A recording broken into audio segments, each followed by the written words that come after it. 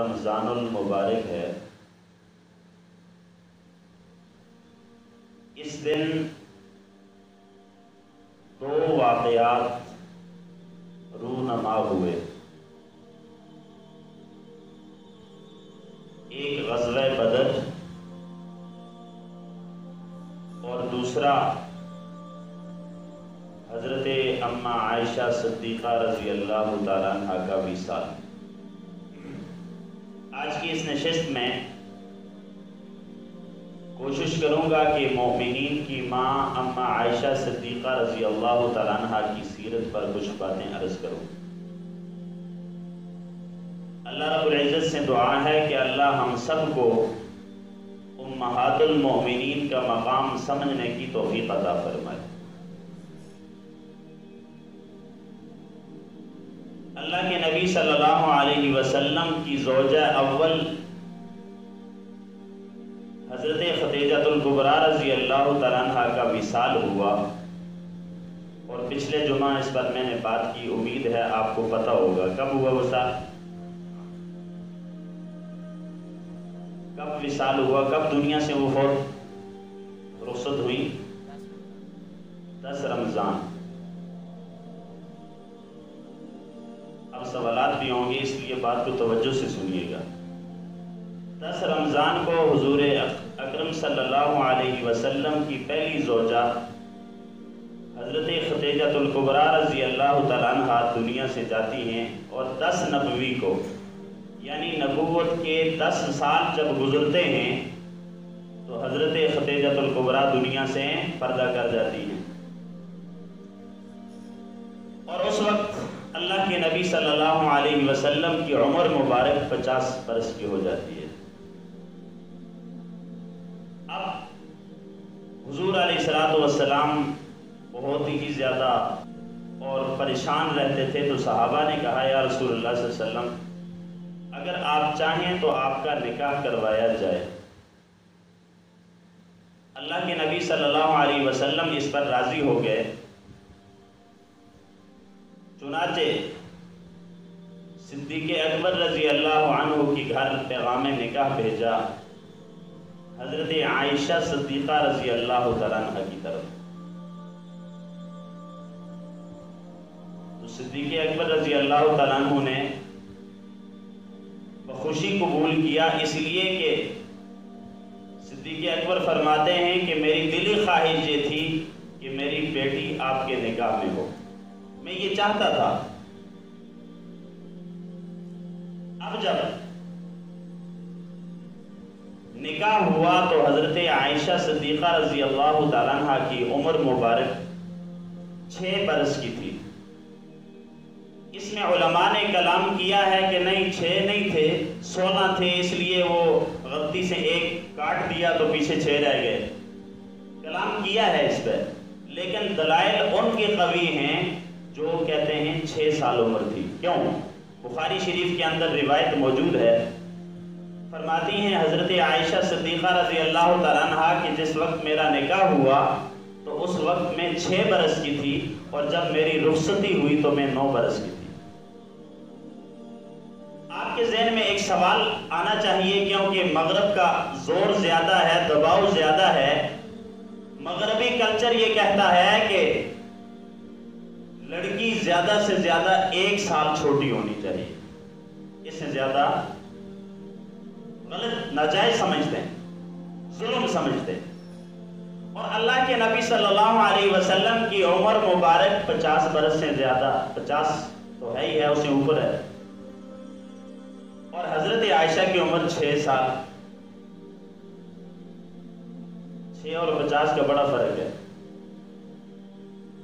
اور 9 سال کی عمر میں رخصتی ہو جاتی ہے، تب بھی بڑا فرق ہے۔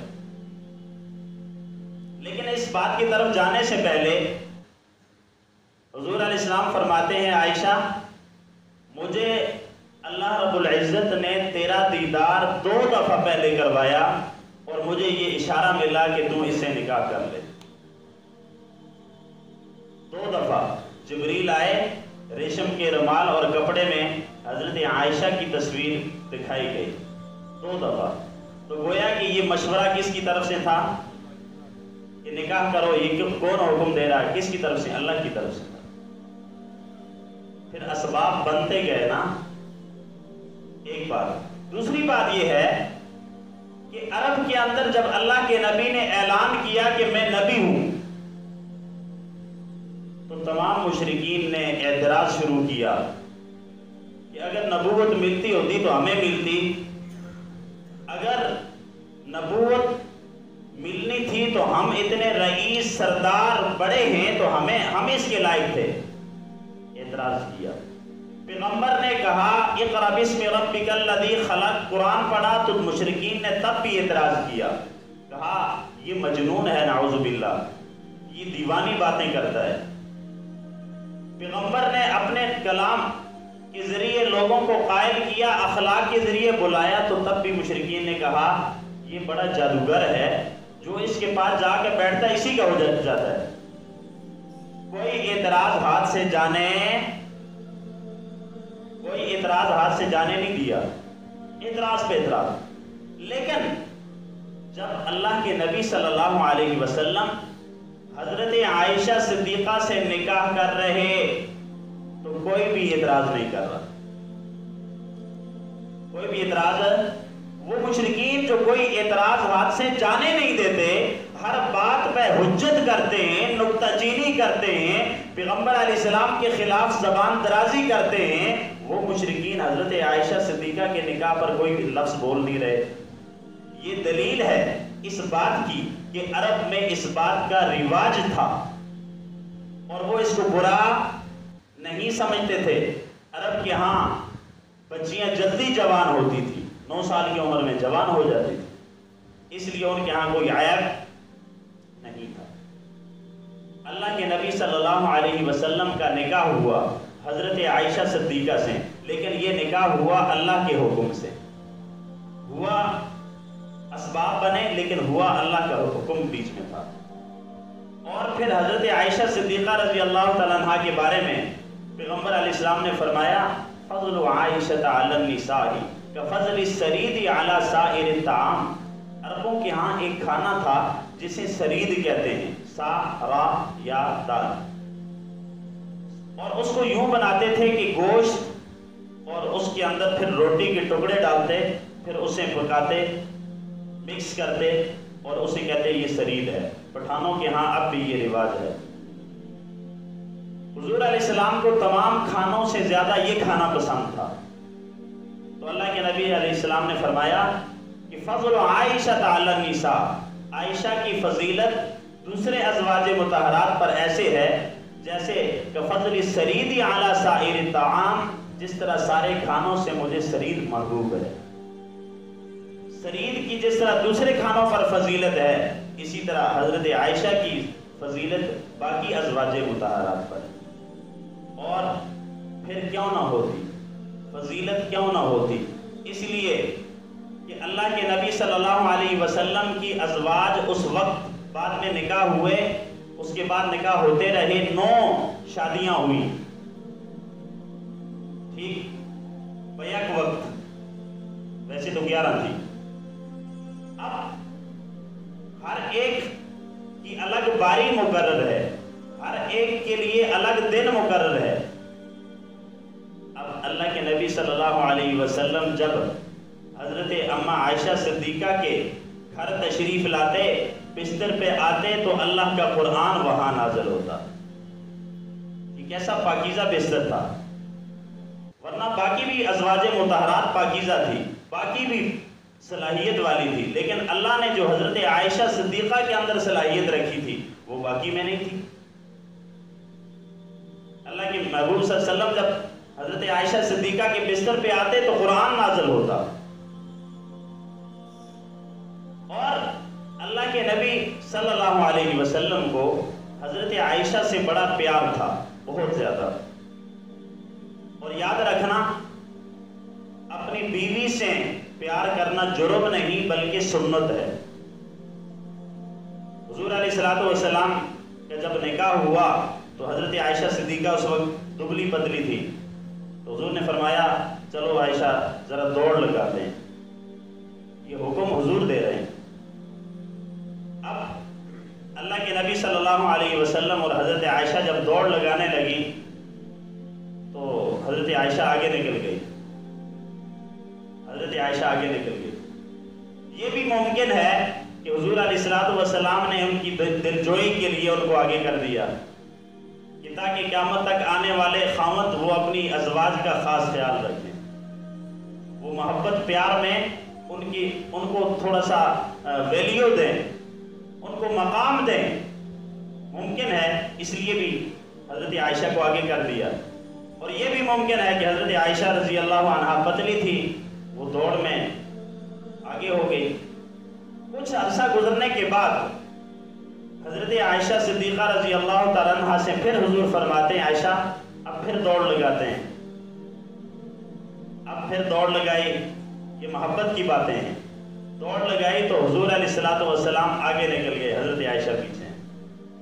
تو اللہ کے نبی نے فرمایا کہ یہ وہ بدلہ ہے، یہ وہ پہلا بدلہ ہے، پہلے تم آگے نکل گئی تھی، آج میں آگے نکل گیا۔ تو یہ محبت کی باتیں ہیں۔ اسے پتہ چلا کہ خاوند بیوی کے درمیان اگر اچھی گفتگو ہو، ہنسی مذاق ہو تو یہ جائز صرف نہیں بلکہ سنت نبوی ہے صلی اللہ علیہ وسلم۔ اور آج ہمارا رواج خاص طور پہ جہاں ہندوانہ رسمیں ہیں اس کو برا سمجھا جاتا ہے۔ کوئی خاوند اپنی بیوی کو اتنا پیار دے تو کیا کہتے ہیں؟ یہ مرید ہے۔ وہ کہتے ہیں کہ ایک بادشاہ تھا تو اسے سب سے کہا کہ اپنے اپنے بتاؤ پیر کون ہے تمہارے؟ ہر ایک نے اپنا پیر بتایا، میرا پیر فلاں ہے، میرا پیر فلاں ہے۔ تو ایک وہاں محفل میں ایک آدمی بیٹھا تھا، وہ اٹھا اور اس نے کہا 1 منٹ میں پہلے جا کے وضو کر کے آؤں۔ وہ گیا وضو کر کے آیا، اسے کہا پتہ نہیں کس بزرگ کا نام لینے لگا ہے جو بغیر وضو کے نہیں لیا جا سکتا۔ اس نے آگے کہا کہ میرا پیر میری بیگم ہے۔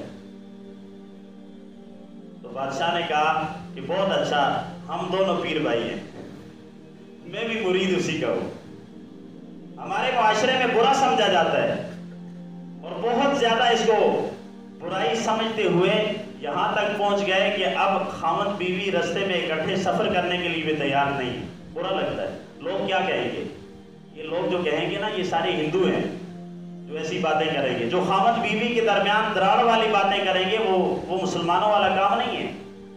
خاوند بیوی کے درمیان محبتیں پیدا کرو، اپنے الفاظ کے ذریعے کوشش کرو کہ یہ دونوں ساری زندگی محبت سے رہیں۔ بہرحال میں عرض کر رہا تھا کہ خاوند بیوی کا پیار نہ صرف معاشرے کے لیے بہتر ہے، سنت نبوی بھی ہے صلی اللہ علیہ وسلم۔ محبت کرنا کوئی جرم نہیں اپنی بیوی کے ساتھ۔ تو اللہ کے نبی صلی اللہ علیہ وسلم سے بڑا کوئی متقی ہو سکتا ہے؟ بولو بھائی، پیغمبر سے زیادہ کوئی بڑا خطیب ہو سکتا ہے؟ پیغمبر سے زیادہ کوئی علم والا ہو سکتا ہے؟ پیغمبر سے زیادہ کوئی صاف ستھرا ہو سکتا ہے؟ پیغمبر سے زیادہ کوئی پاکیزہ ہو سکتا ہے؟ اگر ہو سکتا ہے کوئی بتاؤ پھر۔ اللہ کے نبی جیسا کوئی بھی نہیں ہے، نہ پاکیزگی میں، نہ طہارت میں، نہ تزکیے میں، نہ تقوی میں، نہ علم میں، نہ سخاوت میں، نہ شجاعت میں، نہ بہادری میں حضور سے آگے کوئی نہیں ہے۔ اور احادیث کی روشنی میں یہ بات ہے۔ تو چنانچہ حضور علیہ الصلوۃ والسلام آگے نکلے تو حضرت عائشہ سے فرمایا عائشہ یہ بدلہ ہے پہلے کا، پہلے تم آگے نکل گئی تھی، اب میں آگے نکل گیا۔ اللہ کے نبی صلی اللہ علیہ وسلم مرض الوفات میں ہیں، بخار بہت تیز ہے۔ حضور علیہ الصلوۃ والسلام انتظار میں ہیں کہ جس دن عائشہ کی باری ہو میں اس کے پاس جا کر رہوں۔ حضرت عائشہ صدیقہ کی باری آئی، اللہ کے محبوب صلی اللہ علیہ وسلم کا دل تھا کہ اب آخری دن یہاں ہی گزاروں۔ تو باقی ازواج مطہرات سمجھ گئی، انہوں نے اجازت دے دی کہ ٹھیک ہے، ہم نے جو باری کے دن تھے وہ آپ کو معاف کر دیے، آپ حضرت عائشہ صدیقہ کے پاس گزاریں۔ آخری دن حضرت عائشہ صدیقہ کے پاس ہیں۔ حضرت عائشہ فرماتی ہیں کہ اللہ کے نبی صلی اللہ علیہ وسلم لیٹے ہوئے ہیں اور آپ علیہ السلام کا جو سر مبارک ہے وہ میرے یہ نہر کے درمیان اس جگہ ہے، گود میں اللہ کے نبی ہیں، اور وہ بخار کی شدت اتنی تھی کہ حضور نے فرمایا کہ وہ جو مجھے ایک خاتون نے زہر دی تھی اس کا اثر آج